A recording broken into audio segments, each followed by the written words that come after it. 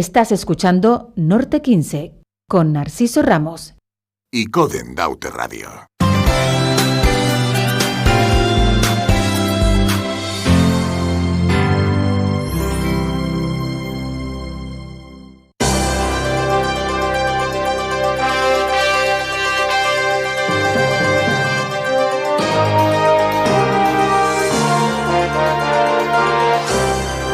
Entrevistas en Icoden Daute Radio. Pues ahora mismo pasan 35 minutos sobre las 7.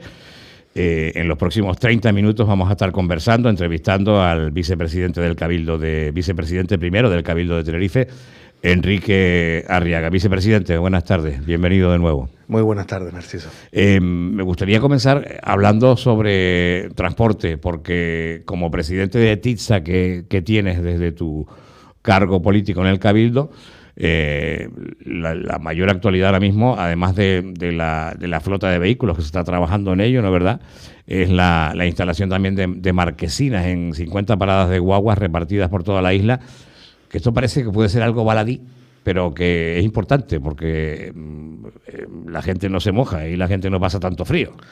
Sí, la verdad que llevamos toda la legislatura trabajando en accesibilidad, también de muchísimas paradas de guagua. Sobre todo aquí en la zona norte hemos estado trabajando muchísimo en conseguir que las paradas sean accesibles. Las guaguas cada vez, todas las que estamos comprando nuevas, todas ya vienen con rampas, con plataformas para personas con movilidad reducida, y por eso tenemos que ir poco a poco, ir mejorando todas esas paradas. Primero, para que la gente, como bien decías tú, pues no se moje, pueda estar en un sitio resguardado, pero segundo también que sean accesibles y que pueda la guagua poder poner la rampa y que alguien que va con una silla de ruedas pueda acceder al transporte público sin ningún tipo de problema, ¿no? En cuanto a carreteras, que es tu responsabilidad también en el Cabildo, ¿qué novedades podemos señalar? Bueno, seguimos como hablamos la última vez, seguimos con TF5, todo el tema. ¿Cómo está? TF5, seguimos con el proyecto con el Gobierno de Canarias, que está prácticamente finalizado, con la parte de la rotonda del Padre Ancheta, y ahora el próximo mes, probablemente finales de marzo, principios de abril, colocaremos los dos primeros tramos de la pasarela del Padre Ancheta, y probablemente a final de este mes ya, espero que la semana que viene, si no se retrasa, con el tema de las luminarias, podamos abrir el túnel de la carretera de la Esperanza que va a la TF5, ese túnel que llevamos ya casi año y medio de obra, está prácticamente terminado, falta nada más que un tema de alumbrado, y podríamos abrirlo ya a finales de este mes, con lo cual conseguimos mejorar mucho esa zona de esa carretera con los atascos, y seguimos con el resto. Seguimos ahora mismo, pues el Gobierno de Canarias también sigue con la licitación de la obra del tramo La Insular entre San Juan de la Rambla y Buen Paso, y la obra, pues la gran obra de Santiago del Tey de Altanque, pues sigue a buen ritmo. Nos quedan casi año y medio, casi 2 años todavía de obra, pero sigue yendo a buen ritmo. Esperemos que, según comentaban, creo que era en el mes de junio del año que viene, ya se abrían las dos bocas, es decir, ya coincidían los dos tramos, y bueno, y sigue a buen ritmo, No podemos parar. Nosotros, sí es verdad que hay un tramo que sacamos el otro día en las propuestas de resolución en el pleno del debate de la isla, que hay que abordarlo urgentemente por parte del Gobierno de Canarias, y salió además por unanimidad, y es el tramo San Juan de la Rambla, Los Realejos. Ese es un tema que ya el Gobierno de Canarias tiene que sacar un proyecto de trazado urgentemente, porque esa obra es la que va a ser crucial para poder solventar el problema, porque si no se saca ya, se va a convertir en un cuello de botella esa zona cuando empiecen a entrar todos los tramos de la insular y quede la actual carretera entre Los Realejos y San Juan de la Rambla por la costa como está actualmente, y eso hay que empezar a trabajarlo ya. Pero fíjate, vicepresidente, que en ese tramo de San Juan de la Rambla a Los Realejos, por las noticias que yo tengo, en el trazado existe la misma problemática que ya existía hace 20 años en cuanto al tema de Campeche, Tigaiga, Ruiz, viaducto, túnel, que en aquel momento fue rechazado por la ciudadanía porque tenía un impacto ambiental destacado. Tú hablas ahora de un cambio de trazado al proyecto que está.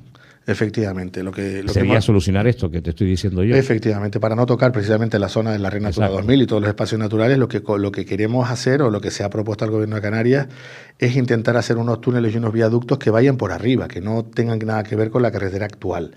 El Gobierno de Canarias tiene una idea que es hacer el sentido Santa Cruz por los túneles y viaductos, y sentido Isla Baja por la carretera actual. Nosotros le hemos propuesto que no, que la carretera actual quede como una carretera de distribución por todos los núcleos costeros, pero que haya doble sentido en los túneles y viaductos Santa Cruz o Puerto de la Cruz, San Juan de la Rambla, de tal manera que todo eso vaya por túneles, como ocurre en toda Europa, como ocurre en Madeira. Si vamos a Madeira, vemos que Madeira tiene unas comunicaciones fantásticas, pero casi todas son por debajo de la isla, todos son túneles, y no afecta al paisaje, ¿no? Con lo cual tiene unas comunicaciones fantásticas sin tocar absolutamente el paisaje. En este caso buscamos algo parecido, que ese tramo que ahora mismo va por la costa, esa carretera de la costa se quede como una carretera auxiliar, una carretera de dar distribución a los núcleos costeros, pero que no sea una carretera de gran afluencia, sino que esa gran afluencia vaya por túneles y que realmente prácticamente ni se vea, ¿no? Es una obra que es más cara, pero es una obra ambientalmente mucho mejor y sobre todo más rápida. Sí, porque ahí, y además será, digamos que, tal como está la situación de proyectos, etcétera, la última fase del anillo insular. Exacto. Será la última. Bueno, esta y el otro tramo que también es bastante conflictivo. O sea, que aquí nos peleamos por todo. Cuando tenemos que solventar un problema, al final siempre hay discusiones. El último tramo que conseguiría cerrar realmente el anillo insular no es la circunvalación de la laguna, que estamos ahora en proyecto y que esperemos que se adjudique en breve y que se empiece, sino es la vía exterior. La vía exterior que sale de esa circunvalación de la laguna hacia la zona de Santa María del Mar, mucho más allá, de tal manera que el tráfico que venga por el norte no tenga que pasar por la Tenerife 2, no tenga que pasar por la zona de Alcampo, sino que directamente... Pero esa es lo que se desviaría desde Guamasa hacia el sur, ¿no? Lo de Lora y Tamayo. Sí, no, ahora mismo se va a hacer la parte de Guamasa a Lora Tamayo, pero esa vía, a mitad de esa vía, hay una vía que sale hacia el sur, que esa ahora mismo no se ha tocado porque hay muchísimo, bueno, en este caso no cabía porque no estaba proyectada, pero sí es verdad que en un futuro está planificada en el plan, en el PETIOSBAN, que se llama el Plan de Ordenación del Área Metropolitana, que es la que realmente saca el tráfico hacia el sur. Es decir, no tienes que volver a meterlo otra vez en la TF5, sino directamente desde ahí sale fuera. Es una carretera que tenía su contestación, de hecho la laguna no la quiere, hay muchísimos partidos que dicen que no la quieren, precisamente porque atravesaba zonas de cultivo. Pero en este caso, como esta circunvalación de la laguna va a 60 metros de profundidad, es decir, va en túnel, el sacar esa vía exterior por túnel no afecta a esas áreas de cultivo, ¿no? Con lo cual podemos conseguir por el subsuelo sacar esa vía sin que moleste y poder dar un desahogo completo a todo el tráfico que quiera ir hacia el sur desde la zona norte. Ya. ¿Cómo va el parque científico y tecnológico? ¿Qué proyectos hay? ¿Cómo está funcionando? Bueno, pues yo creo que va dando ya sus frutos después de haber sacado el plan de saneamiento que nos ha costado, la verdad que prácticamente 3 años y medio, el poder sacar el tema económico del parque científico, que era una situación muy complicada, con 2 casos que están actualmente en los tribunales. Una vez ya hemos conseguido aprobar ese plan de saneamiento y empezar a que el parque empiece a funcionar, conjuntamente con el plan director de innovación están empezando a darse ya los primeros resultados, ¿no?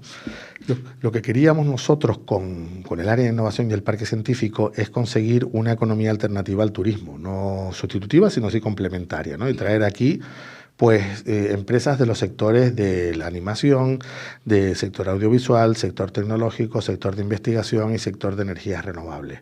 Eso lo hemos conseguido con este plan director. Ya tenemos varias empresas, de hecho hoy en el Consejo de Administración de Parque Científico aprobamos la prórroga el nuevo contrato de una de las empresas que se llama Arquimea, que tiene su centro de investigación nacional. Más que nacional, incluso internacional, que es una empresa aeroespacial, una empresa de nanotecnología, una empresa de inteligencia artificial que tiene su sede aquí, tiene ahora mismo más de 80 investigadores aquí en Tenerife. Se ha implantado recientemente una empresa de soluciones digitales, se llama Pricewaterhouse Digital Solution, que inicialmente tiene 45 personas, pero que va a llegar a 450 personas, y están buscando las personas aquí en Tenerife. Ya se ha presentado, ya están en una de las sedes del Parque Científico y van a dar desde Tenerife servicios a nivel global. Y seguimos también con el sector del videojuego, que hemos conseguido hacer también aquí una feria, el Tenerife Game Lab Summit en el sur, en el que hemos traído al 50% del sector del videojuego a Tenerife y les hemos convencido de lo bueno que puedes implantar en Tenerife, con todas las ventajas fiscales, ventajas de conectividad, ventajas de nivel de vida, de reinversiones, después con todo lo que es la inversión en innovación y ese retorno que tiene con la fiscalidad que tenemos en Canarias.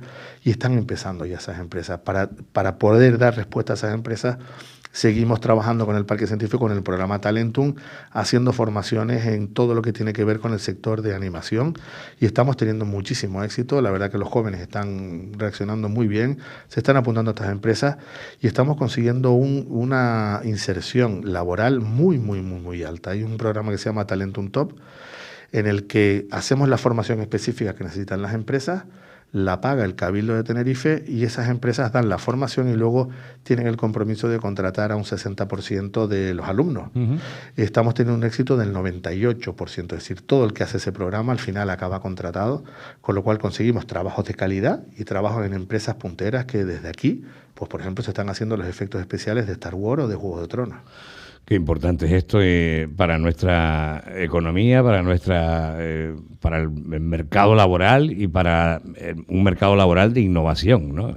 Efectivamente. Además es un mercado que no consume territorio, que es al final es tema de oficina. Lo importante de este mercado es la gran conectividad que tenemos en nuestra isla, ¿no? A través de las empresas que tiene el ITER y el Cabildo, Canalink y Tecubo, que son las empresas que tienen fibra óptica tanto terrestre como marina, pues tenemos una conectividad y un ancho de banda fundamental. A eso le unimos los 2 superordenadores que tenemos en el ITER, el Teide y el Anaga, y eso significa que tenemos todas las herramientas que necesita una empresa, por ejemplo, para hacer todo el renderizado de todos estos efectos especiales y desde aquí eso después tarda un montón, tarda muchísimo y necesita mucha memoria RAM, mucha fuerza, ordenadores muy potentes y ahí están esos 2 ordenadores en el ITER junto con el centro de datos que tenemos, el DALIX, y con eso pues se pueden hacer todos estos trabajos y luego lanzarlos directamente a Estados Unidos, a Europa, a África, donde se quiera. Y estamos teniendo, como digo, estamos teniendo quizás, yo lo comentaba con mis compañeros del área de innovación, estamos en un punto crítico porque necesitamos muchos espacios y todavía no tenemos construidos todos los edificios que necesitamos en el Parque Científico de Cuevas Blancas. Estamos en ello, intentando construir lo más rápidamente posible, pero estamos buscando alternativas para ubicar a estas empresas porque lo que no queremos es morir de éxito. Claro, hay mucha demanda y mucho movimiento, pero poca infraestructura todavía, ¿no? Exacto, ese es nuestro gran reto ahora, conseguir que todas esas infraestructuras entren en funcionamiento mientras estamos buscando otras alternativas.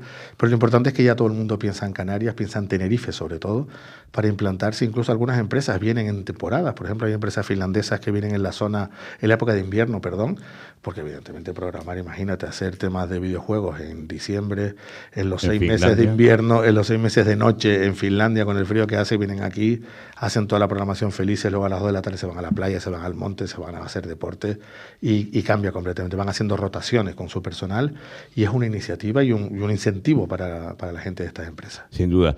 El pasado mes de febrero, a principios, el diario de avisos publicaba que la obra de la pista del circuito del motor de Tenerife empieza, decía el titular, en septiembre. El subtítulo era: aprobadas de manera definitiva las modificaciones de 4 proyectos a la espera de licitar el acceso sur y el graderío, pendientes aún del informe de impacto ambiental. ¿Qué nos puedes avanzar en este aspecto, vicepresidente? Bueno, la noticia no es realmente exacta. Es lo que publicaba el diario Avisos, ¿no? Bueno, Norberto Chijep, en concreto, el compañero Chijep. No, parte de la información es correcta, pero no toda. Vamos a ver, el estado actual del proyecto del circuito del motor es que ya se publicaron definitivamente los proyectos en el mes de diciembre. La aprobación definitiva, hubo un periodo de publicación de exposición pública para poder hacer alegaciones. Previamente hubo un dictamen de la Comisión Ambiental de Tenerife respecto de si esos proyectos cumplían con la declaración de impacto y salió favorable, que cumplía con la declaración de impacto. La declaración de impacto sigue en vigor, por tanto se pudo aprobar esos proyectos y en estos momentos los pliegos de licitación de la obra de los 4 proyectos, que son unos 56 millones de euros, están en la asesoría jurídica. Espero que durante esta semana, pueda pasar también a la intervención de fondos para que pueda dar el visto bueno y poderlos aprobar en el Consejo de Gobierno.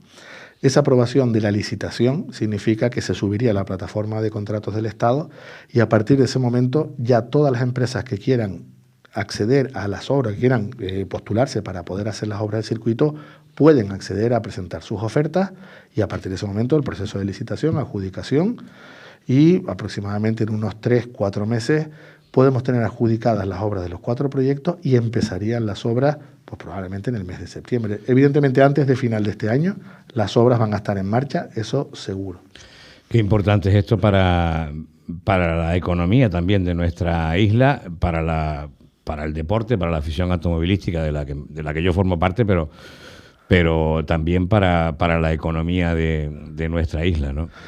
Efectivamente, y no este año... Mucho más de lo que parece, sí, sí, o de lo que pueda parecerle a algunos. No, vamos a ver, la afición del automovilismo y del motociclismo en Tenerife es impresionante, ¿no? Y nosotros el primer año que empezamos el año pasado, que empezamos con el circuito, quisimos hacer una promoción internacional, que fue cuando trajimos a Carlos Sainz, a Carlos Checa, a Antonio Lobato, a Cristín GZ, hicimos una promoción internacional para llamar la atención en el mundo del motor de que estamos empezando a trabajar y que tengan ya en cuenta a Tenerife, y este año hemos cambiado. Evidentemente, una vez ya ha tenido esa repercusión, ya a partir de ahora empiezan las obras y tenemos que esperar a que acaben, y este año hemos cambiado. Este año hemos destinado todos los recursos a ayudar al sector del motor en Tenerife, ¿no? Hemos llegado a un acuerdo con la Federación Interinsular ya de unas subvenciones para las pruebas de creo que son unos 160.000 euros para lo que son toda la temporada de carreras, de rally. Pero aparte estamos ya preparando unos convenios con IDECO y con la Federación que tienen que ver con ayuda al deportista, ayuda a las inscripciones en los diferentes rallies. Es decir, esta vez no va a la organización, sino va al deportista en sí. A los pilotos y pilotas. A los pilotos y pilotas, efectivamente. Y luego, por otro lado, tenemos otras dos líneas, que en total esas tres líneas suman casi 250.000 euros de más. Una de ellas para pilotos que tienen proyección en el exterior, es decir, quien tenga que ir a hacer competiciones en España o en el extranjero que necesite ayuda y que tenga esa proyección, también le ayudaremos con el patrocinio del circuito, y sobre todo también en la cantera, minimotos y kart, que también vamos a ayudarle. Es decir, las tres líneas nuevas de trabajo son cantera, proyección española e internacional y ayuda al deportista local desde el punto de vista de que todo lo que sean las inscripciones habrá una devolución y un reembolso de lo que son las cuotas de inscripción a final de temporada. Y esto, Enrique, te pregunto, en mandatos anteriores, en legislaturas anteriores en el Cabildo, ¿esto estaba en marcha, este tipo de ayudas, de mimar también al deporte del motor de esta manera? No, en legislaturas anteriores, de hecho, cuando empezamos nosotros no se llegaba ni a 50.000 euros de ayudas al deporte. Ahora, sumando las dos ayudas que te acabo de comentar, es decir, la que ya está para organización, más las otras tres que hemos puesto nuevas este año, estamos llegando a casi 350.000, casi 400.000 euros de ayuda al deporte del motor. Y yo creo que es justo, es de justicia después de tantos años y de todo. Tú antes lo comentabas, es decir, lo que invierte alguien que monta un equipo y que quiere disfrutar de esta pasión no tiene ningún tipo de ayuda. Hay otros equipos, fútbol, baloncesto, natación, lucha, que tienen muchísimas ayudas por parte del Cabildo, y el mundo del motor ha sido siempre el gran olvidado del Cabildo, ¿no? Yo creo que es de justicia, y por eso este año lo hemos puesto así, y se va a mantener el poder hacer estas ayudas al mundo del motor y que sean de manera permanente y que permitan que por lo menos todos puedan disfrutar, y luego ya llegará al circuito, pero mientras... Claro, y el circuito incluso con la parte que tendrá para en fin, la cantera, tanto en motociclismo, pero en automovilismo, con el tema de los cars, tendrá una parte del trazado del circuito que será adaptable a carreras de cars, una parte del circuito más pequeña, y bueno, de ahí sale una cantera importantísima de pilotos, que si no tienen ahora mismo no tenemos ningún circuito de cars en Tenerife. No, va a ser una situación diferente, que ya está hablada con la Federación y es novedosa también. Va a estar el circuito grande, y al lado, en la parte superior, por encima de los aparcamientos, hay una zona que vamos a destinar a la escuela del motor. Ah, sí, una escuela del motor. Una escuela del motor. En esa va a ir un edificio que va a ser... Con monitores, pilotos veteranos, etcétera. Va a ser un mini circuito con el mismo trazado que el grande, pero en pequeño, para poder correr con cars y con minimotos. Y va a haber un edificio que va a estar destinado a aulas, residencia para jóvenes, talleres, aulas de simulación, aulas de ingeniería, de telemática, de todo lo que son los datos que se generan, de tal manera que ahí se puedan formar nuestros jóvenes en todo, en mecánica, en todo, absolutamente, incluso hasta los jueces de pista, que van a empezar a correr en una pista como la del circuito, pero más chiquitita, de tal manera que se van a aprender las curvas, los giros, no sé qué, y luego pasan a la pista grande, cuando ya son más grandes. Ya se conocen perfectamente el trazado grande, claro, pero ya lo han hecho en pequeñito. Es una cosa novedosa que hemos puesto y que yo creo que va a ser muy novedosa y sobre todo va a ser un éxito. Pues eso es una iniciativa, desde mi punto de vista, muy, muy interesante. La última pregunta, Enrique. Hablando de política orgánica, has anunciado ya tu candidatura a la presidencia del Cabildo por Ciudadanos, también a la alcaldía de Santa Cruz de Tenerife. Cuéntame, en fin, quiero hacerte una entrevista más centrada en lo que es ya la campaña electoral en relación a la presidencia, a la candidatura a la presidencia del Cabildo. Santa Cruz no es nuestro ámbito de cobertura, pero bueno, también hablaremos de ello. Pero, ¿por qué elegiste esa dualidad de las dos candidaturas? Bueno, yo creo que es importante la labor que estamos haciendo desde Tenerife de no discriminar ningún tipo de municipio, como se está diciendo mucho estos días, pero sobre todo quien más ha argumentado en esta campaña que va a empezar ahora el maltrato por parte del Cabildo es el Ayuntamiento de Santa Cruz, es la capital de nuestra isla, ¿no? Entonces, yo creo que es importante toda la actividad que vamos a hacer desde el Cabildo, y sobre todo con Santa Cruz como nuestra capital, es importante unificarla, ¿no? Yo creo que hay muchísimos políticos que hacen doblete, de hecho, sí, tenemos ejemplos de muchos de ellos, que tampoco tiene mucho sentido ese doblete, porque que hagas doblete en un ayuntamiento y en el Parlamento de Canarias no tiene relación lo que haces en una administración y en otra, ¿no? No. Pero quizás la de Ayuntamiento-Cabildo sí porque son dos administraciones locales, en definitiva. Efectivamente. La del Cabildo, la grande, pero en fin. Efectivamente. Entonces yo creo que desde el Cabildo se puede ayudar mucho a Santa Cruz. Santa Cruz, igual que otras muchas partes de la isla, evidentemente, necesita recuperar mucho tiempo perdido en estos últimos años. No hemos desarrollado nuestra isla como debíamos, pero sobre todo Santa Cruz. Santa Cruz ha quedado muy aislada, muy obsoleta. Siempre que estamos hablando de que Santa Cruz tiene que recuperar el mar, tiene que recuperar la zona del puerto, la zona de Valle Seco y toda esa zona, y no se ha hecho absolutamente nada. Actualmente hay 2 zonas de la isla, en el siglo XXI, en el año 2023, que no disponen de corriente eléctrica. Estamos hablando caseríos No. Oranaga o algo. No, zonas muy visitadas, muy concurridas, que no tienen corriente eléctrica. Estamos hablando de que estamos como en África prácticamente, ¿no? Hay 2 zonas. Una, la playa de las Teresitas. Los kioscos que están en la playa de las Teresitas tienen grupos electrógenos, no tienen electricidad, no tienen electricidad. Y la otra parte es el Parque Nacional del Teide.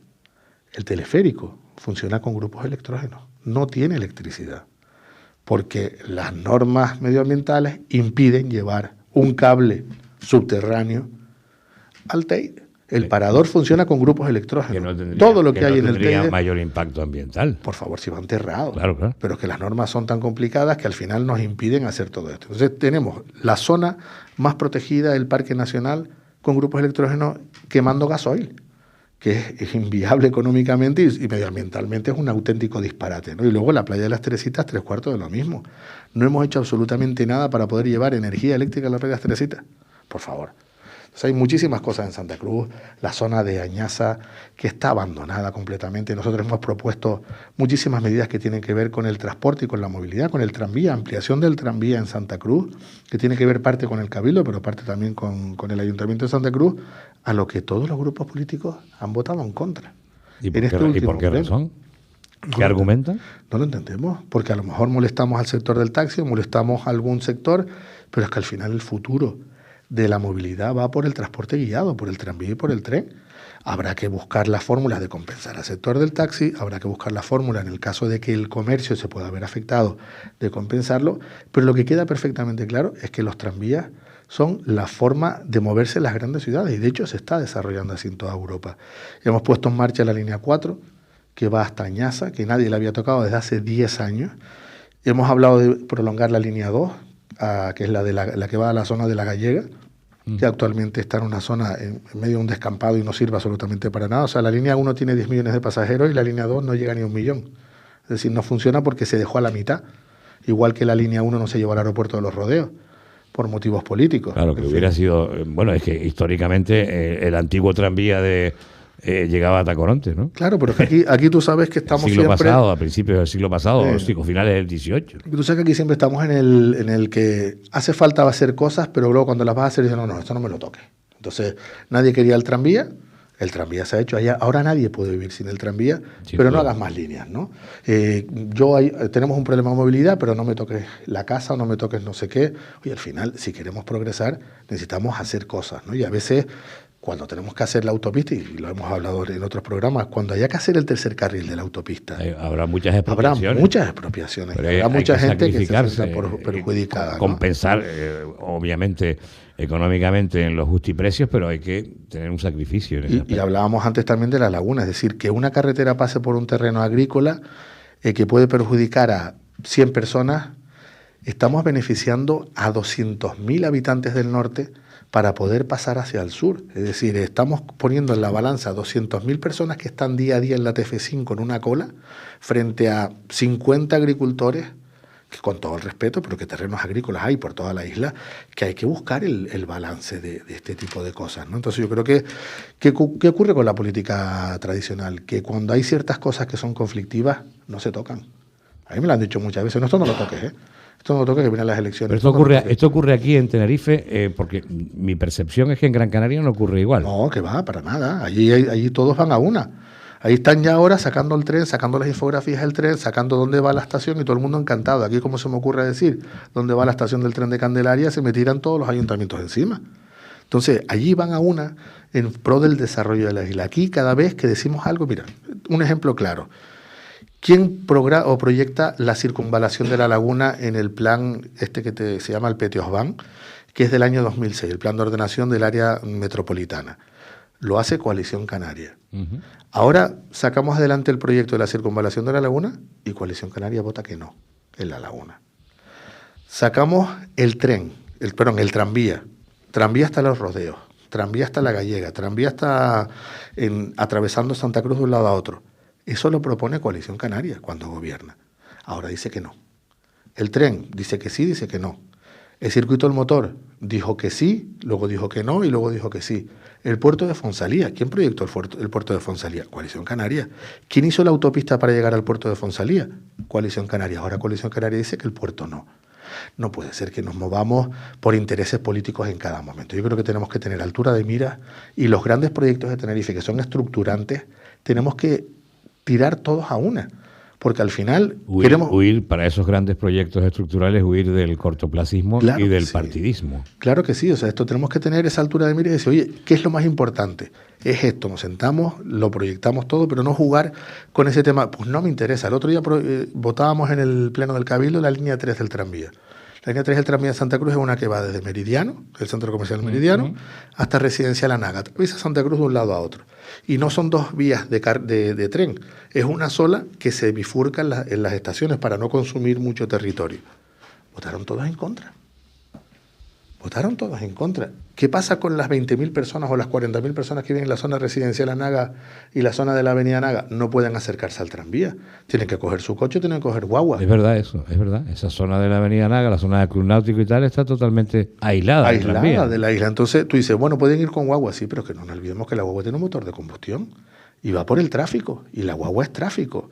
La guagua, lo lógico es ir con la guagua organizando el sistema de movilidad de tal manera que las guaguas suministren viajeros a esas paradas del tranvía, claro, o las paradas del tren. Pero eso no se ve. No se ve, ¿por qué? Porque es impopular. Yo simplemente anunciando la línea 3 del tranvía, ya tengo en contra el sector del taxi. El sector del taxi de Santa Cruz dice que no me voten porque estoy poniendo sobre la mesa la línea 3 del tranvía. Sin embargo, sí vienen al Cabildo después a pedirnos 4 millones de euros para rescatar licencias en el Ayuntamiento de Santa Cruz. Y el Cabildo tiene que ser solidario con el Ayuntamiento de Santa Cruz porque tiene exceso de licencias. O sea, vamos a ver, yo creo que esto es un tema... Hay demasiados taxis, ¿quieres decir? Hay demasiados taxis porque en la época de Manuel Hermoso se dieron licencia como churros y se han ido retirando durante los últimos 10 años. Pero es que ahora sigue habiendo exceso de licencias, que es un problema del Ayuntamiento. El Cabildo quiere mejorar la movilidad de la isla, quiere poner el tranvía, los taxis se niegan, pero sin embargo el sector del taxi nos pide 4 millones de euros para retirar licencias. Yeah. ¿Qué hacemos? O sea, yo sí le diría, oye, yo te doy los 4 millones, pero apóyame la línea del tranvía. Si realmente hay que reconvertir el sector, pues habrá que reconvertirlo bien. Igual que cuando se niegan a que vaya al aeropuerto de Los Rodeos. 3/4 mismo. Es que además es compatible. Yo creo que este ruido no tiene sentido, porque el que lleve el tranvía a Los Rodeos no va a quitar el que usa el taxi habitualmente para ir a Los Rodeos. Ir desde Santa Cruz... Es compatible, perfectamente. Es compatible. Ir desde Santa Cruz de la Plaza España al aeropuerto de Los Rodeos es casi una hora en el tranvía. Te cuesta €1, bueno, ahora es gratis. El que no tiene dinero lo coge. El que quiere ir rápido va en su coche o va en taxi. Claro. Y una última cuestión. Desde esa candidatura a la presidencia del Cabildo y desde esa candidatura a la alcaldía de Santa Cruz, ¿qué percepción tiene Enrique Arriaga teniendo estos 4 años de experiencia en el gobierno insular, ¿qué percepción tendría o qué tienes tú de cómo debe de mirar Santa Cruz al resto de la isla en este aspecto, al norte, que es donde están estos estudios y nuestra filosofía y razón de ser?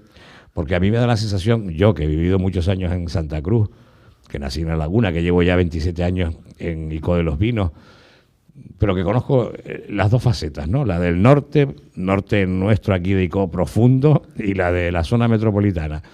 Y yo creo que históricamente Santa Cruz no ha mirado al resto de la isla, o por lo menos yo lo veo así, sobre todo al norte.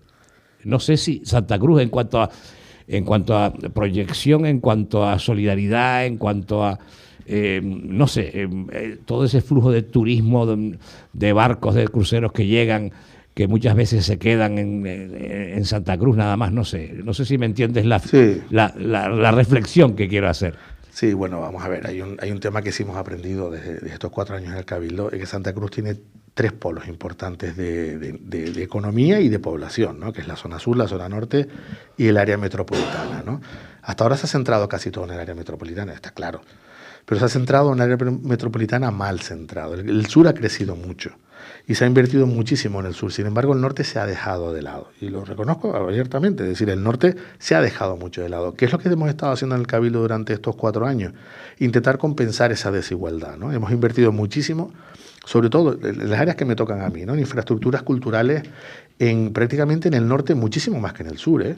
Estábamos trabajando con el nuevo Teatro Parque San Francisco, con el auditorio de Teobaldo Pobre en La Orotava, hemos estado trabajando con la Casa Cultural de La Guancha, que ya está en obra, estamos hablando del Cine y Teatro Los Ralejos, que también el de Buenavista también. El de Buenavista también, estamos hablando de la empaquetadora Alfaz en Garachico, de la Casa del Cuento de los Siglos, es decir, estamos invirtiendo en cultura más en el norte que en el resto de la isla. Pero otra de las cosas que hemos hecho importante también es sacar la cultura del área metropolitana, que era fundamental. Es decir, si estamos invirtiendo en todas estas infraestructuras, lo que no puede ser es que estén cerradas. ¿Qué hemos hecho? Sacar un circuito de artes escénicas de tal manera que le hemos dado contenido y vida a todas esas infraestructuras. Con el caso del deporte, exactamente igual. Estamos trabajando con la piscina del Puerto de la Cruz. Sí es verdad que el Puerto de la Cruz hay que darle una vuelta, pero también es verdad que no todo es el Puerto de la Cruz, porque hay muchos partidos políticos que se piensan que el Puerto de la Cruz es el único que hay en el norte. Claro, es que ese es el gran error. Y es el gran error, como tú dices, no puede ir todo al Puerto de la Cruz. El Puerto de la Cruz es un motor económico, en su momento fue un motor económico, hay que rehabilitarlo, hay que rehabilitar toda la infraestructura turística, pero todas las infraestructuras no pueden ir al puerto. Hay que distribuir entre el resto de la zona norte, ¿no? Y en eso estamos trabajando con infraestructuras y también con ayudas en lo que es darle contenido al deporte. El área metropolitana tiene muchas deficiencias también, pero tiene que ser muy bien estructuradas. Y repito, no se puede centrar todo ahí. Hay cosas que hay que hacer en el área metropolitana y también hay cosas que hacer en el sur. Volvemos a lo de siempre, hospitales. Volvemos otra vez al tema del Hospital del Norte. Bueno. Sigue con unos accesos que siguen sin ser los accesos adecuados. En fin, se hablaba del Tren del Norte. El Tren del Norte, sinceramente, y yo creo que lo hemos hablado en otro programa, es una infraestructura que yo creo que no va a salir, sinceramente, porque no...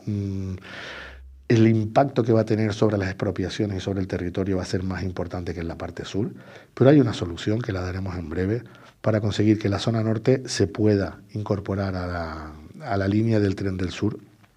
Ya lo anunciaremos cuando pongamos en marcha no lo puedo decir todo hoy.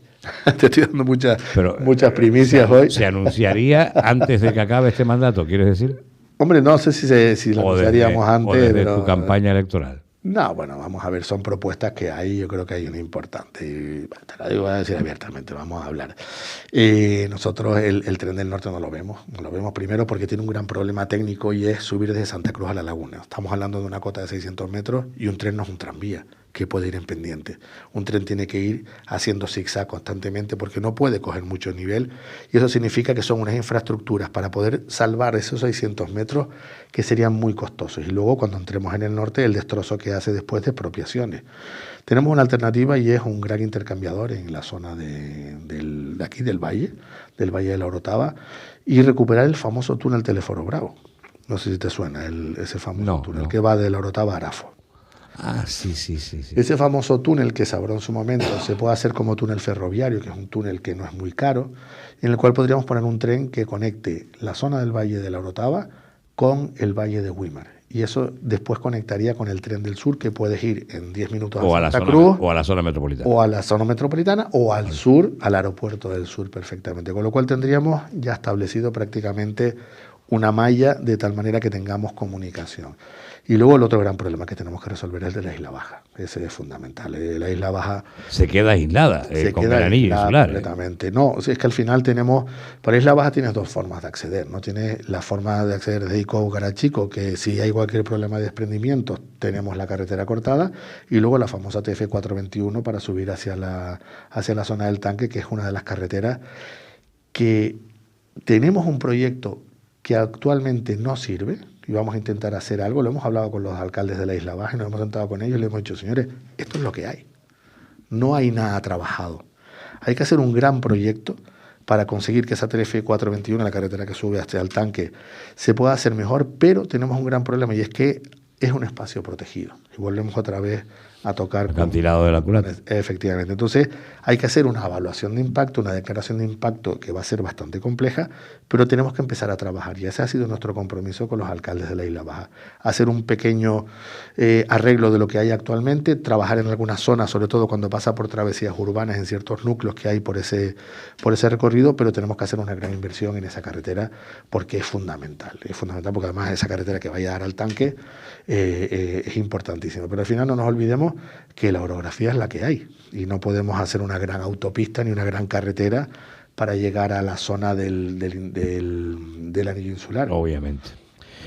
Enrique Arriaga, como siempre, gracias por venir hasta los estudios aquí en Ico de los Vinos, cosa que bueno, lo tengo que decir, al vicepresidente primero del Cabildo no le ha costado desde la primera entrevista presencial que tuvimos hace meses, y cada 2 meses lo invitamos y viene, y que desafortunadamente todavía a muchos políticos de la zona metropolitana e incluso a algunos de la zona de Acentejo les cuesta venir hasta Ico de los Vinos. Es decir, tenemos todavía un sentido de centralismo bastante acusado en esta isla nuestra, y que por tu parte no es así. No, además estoy muy pendiente de todas las cosas que se están haciendo. De hecho, hace un par de días estábamos hablando de la recuperación de la nueva Casa de la Juventud, con el convenio que tenemos con el Ayuntamiento. De aquí Sí, de Ico de los Vinos.